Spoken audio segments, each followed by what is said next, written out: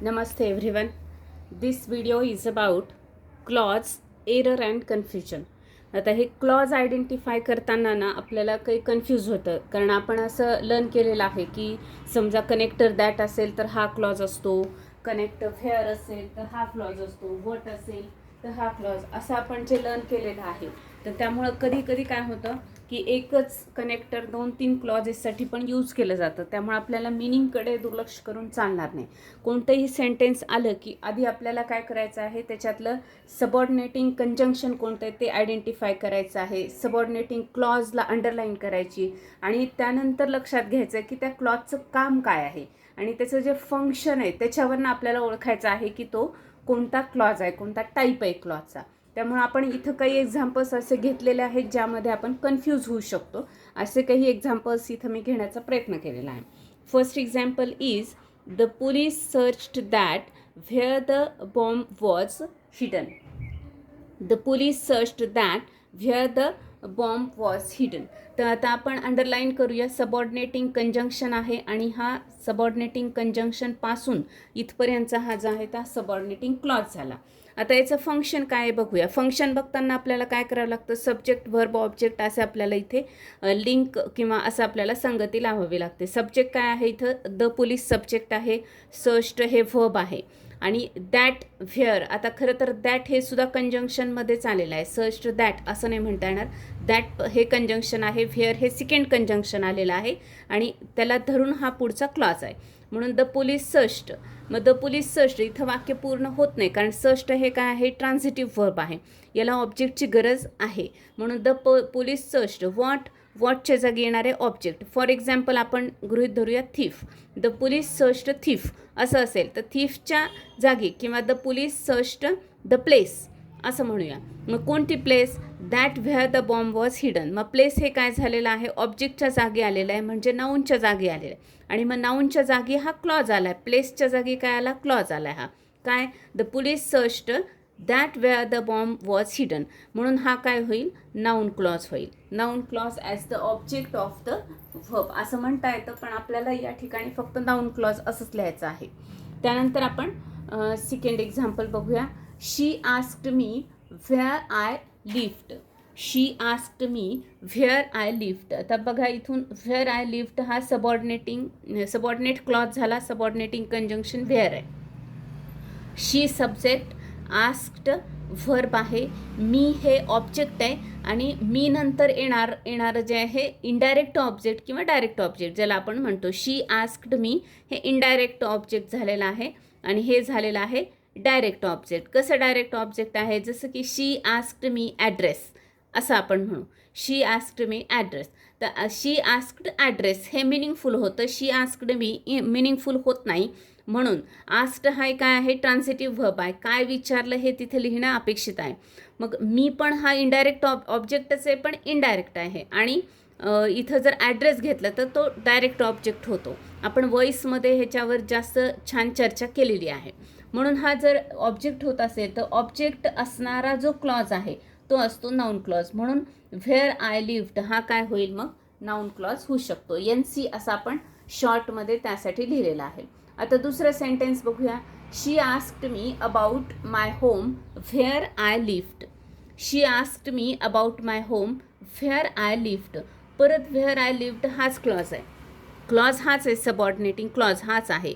पण आता आपल्याला हा कोणता आहे याच्यामध्ये कसं कन्फ्यूज होतं, इथे पण व्हेअर आहे, इथे पण व्हेअर आहे.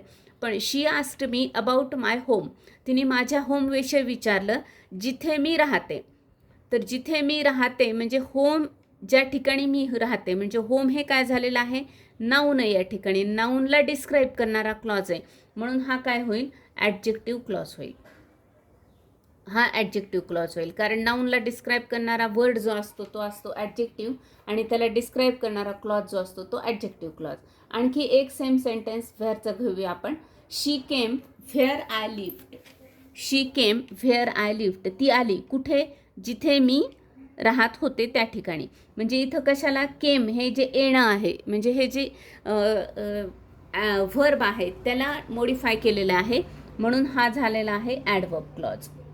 हा झाला हा ॲडवर्ब क्लॉज. आता आपण हे तीन थोडंसं कंपॅरिझन करूया. लिहिताना स्टँडमुळे थोडीशी अडचण आली मला. ठीक आहे, आपण 3 बघूया. या ठिकाणी पाहू आपण she asked me where I lived हा नाऊन क्लॉज झाला. या ठिकाणी होमला डिस्क्राईब केल्यामुळे ॲडजेक्टिव्ह क्लॉज झाला. आणि इथं केम, शी केम कुठे, तर तिथे ॲडव्हर्ब क्लॉज ऑफ प्लेस असा आला, म्हणून हा या ठिकाणी हा ॲडव्हर्ब क्लॉज झालेला आहे.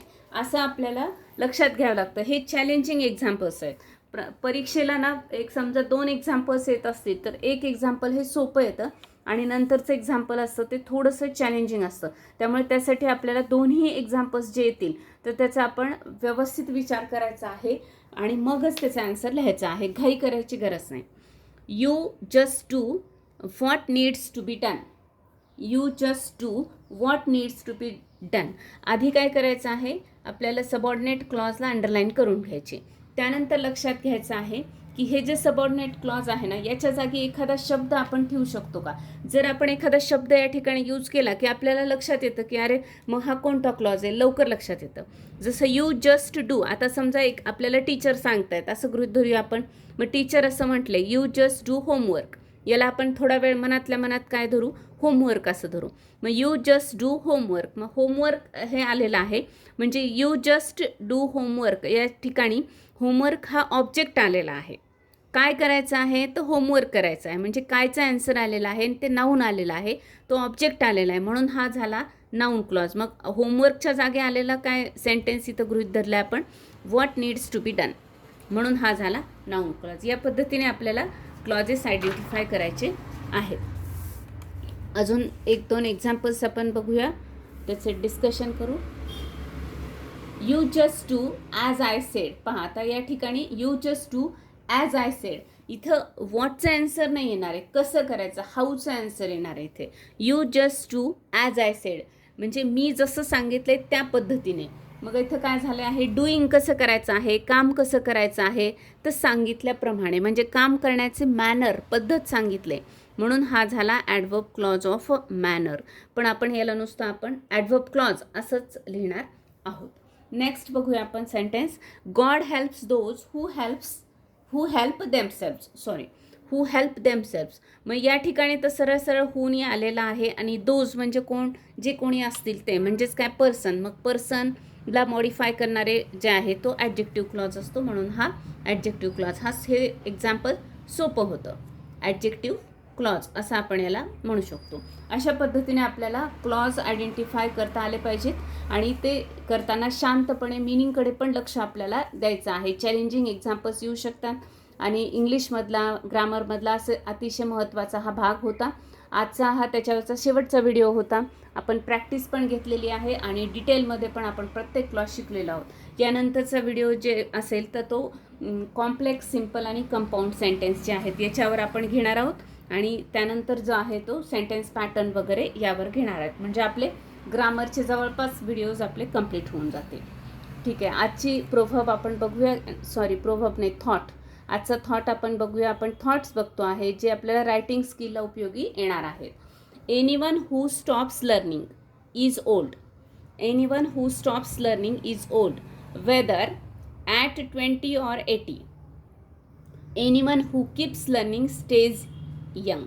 म्हणजे जो की लर्निंग आपलं तिथे शिकणं, अध्ययन जिथं थांबतं तर त्या ठिकाणी माणूस 20, 40, 60 वर्षाचा किती असेल तरी तो ओल्ड झालेला असतो. पण जरी 80 वर्षाचे असून आपण जर लर्निंग चालू ठेवलं, learning in the sense not formal, म्हणजे औपचारिक शिक्षण घेणं असं नाही, कोणती गोष्ट शिकण्याचा प्रयत्न, छोटे छोटे स्किल्स असतील ते सुद्धा शिकण्याचा प्रयत्न ठेवला तर आपण यंग राहतो. यंग राहतो म्हणजे आपला मेंदूही यंग राहतो आणि आपण मेंटली सुद्धा, मनाने सुद्धा आपण तरुण राहतो. त्यामुळे आपण जीवनात नेहमी आपलं जरी फॉर्मल एज्युकेशन संपलं तरी छोट्या छोट्या गोष्टी शिकण्याचा प्रयत्न केला पाहिजे.